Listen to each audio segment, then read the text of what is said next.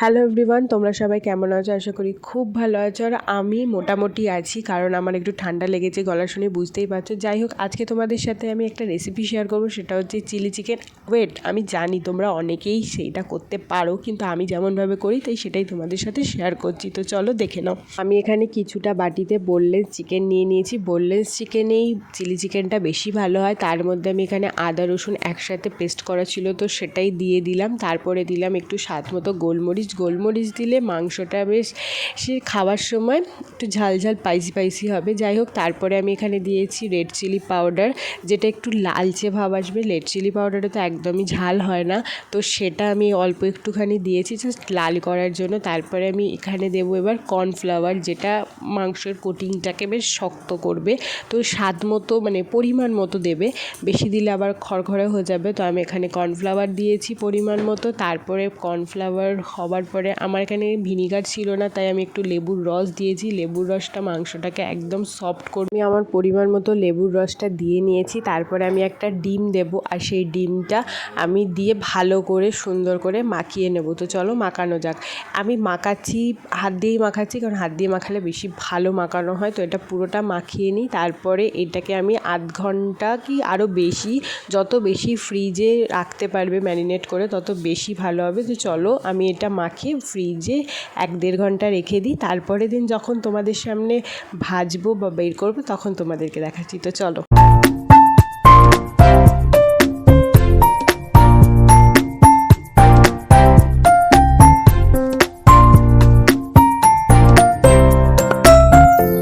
ঘন্টা ম্যারিনেট করে রাখার পরে দেখো ফ্রিজ থেকে বার করে নিয়েছি। আর মাংসটা এবারে আমি ভাজবো। তো কড়াতে এখানে আমি তেল গরম করতে দিয়েছি। কড়ার তেলটা ভালো করে গরম হয়ে যাবার পরে তবে আমি মাংসগুলো ছাড়বো, নাহলে তলায় লেগে যাবে। তো মাংসগুলো প্রথম রাউন্ড আমার একবার ভাজা হয়ে গেছে, এটা আমি সেকেন্ড রাউন্ড দিয়েছি। তো চলো ভাজা হয়ে যাক, তারপরে তোমাদের দেখাচ্ছি। দেখো বলতে না বলতে, তোমাদের সাথে কথা বলতে বলতে আমি সব ভেজে।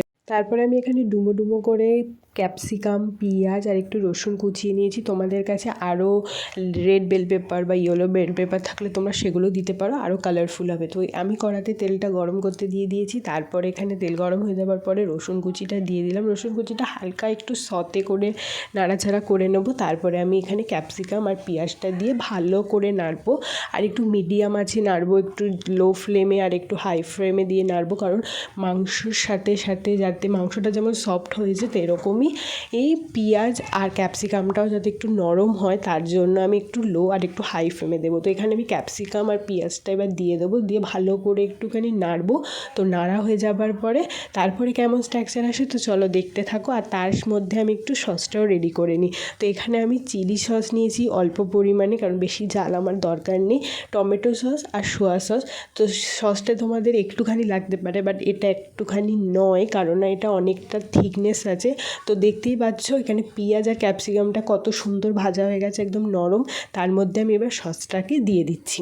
করে সসটাকে দেওয়ার পরে আমি ভেজে রাখা ক্যাপসিকাম আর পেঁয়াজের মধ্যে এই সসটিকে ভালো করে মিশিয়ে নেব। আর অল্প একটু জল দিয়েছিলাম যাতে থিকনেসটা আসে, ভালো করে আমার মেশাতেও সুবিধা হয়। তো তোমরাও সেটাই করতে পারো। তো তারপরে আমি এটাকে একটু হালকা জল দিয়েছিলাম। তো দেখো গ্রেভিটা একদম মাখো মাখো হয়ে গেছে। এরপরে আমি ভেজে রাখা পুরো সব চিকেনগুলো দিয়ে দেবো, দিয়ে ভালো করে আমি এটাকে মিশিয়ে নেবো গ্রেভিটার সাথে, যাতে মাংসের গায়ে সব পুরো গ্রেভিটা ভালো করে লেগে যায় আর একটু ঢুকেও যায়। তারপরে আমি সসের বাটিতে ধোয়া জলটা সেটাও একটু দিয়ে দিলাম। পরে আমি জল অ্যাড করেছিলাম, তোমরা যেরকম থিকনেস খাবে তো তোমরা সেরকমই জলটা অ্যাড করবে। আর ঠান্ডা জলে বা এমনি গরম জলে একটু কর্নফ্লাওয়ার গুলে তোমরা এর মধ্যে দিতে পারো, যাতে আরও থিকটা আসে। তো আমি সেটাই করেছিলাম, নামানোর একটু আগে কর্নফ্লাওয়ারটা গুলে আমি দিয়েছিলাম। তো এখানে এই চিলি চিকেনটা একটু আমি ফুটতে দিয়েছি। তারপরে আমি এই কর্নফ্লাওয়ারটা দিয়ে চিলি চিকেনটাকে পুরো রেডি করে নিয়েছি। এবার চলো সার্ভ করি, তারপরে তোমাদের সাথে কথা হচ্ছে। চিকেনটা আমি একটা বোলে সার্ভ করে নিয়েছি। আর দেখো ভীষণ টেম্পটিং দেখতে হয়েছে, খুব সুন্দর দেখতে হয়েছে, আর খেতেও খুব ভালো হয়েছিল। তোমরা বাড়িতে ট্রাই করে অবশ্যই আমাকে জানাবে যে তোমাদের কেমন লেগেছে। ভিডিওটা ভালো লাগলে অবশ্যই লাইক, কমেন্ট, শেয়ার মাস্ট, আর সাবস্ক্রাইব তো আরোই মাস্ট। তো চলো নেক্সট ভিডিওতে দেখা হচ্ছে। এখনকার মতো টাটা আর বাই বাই।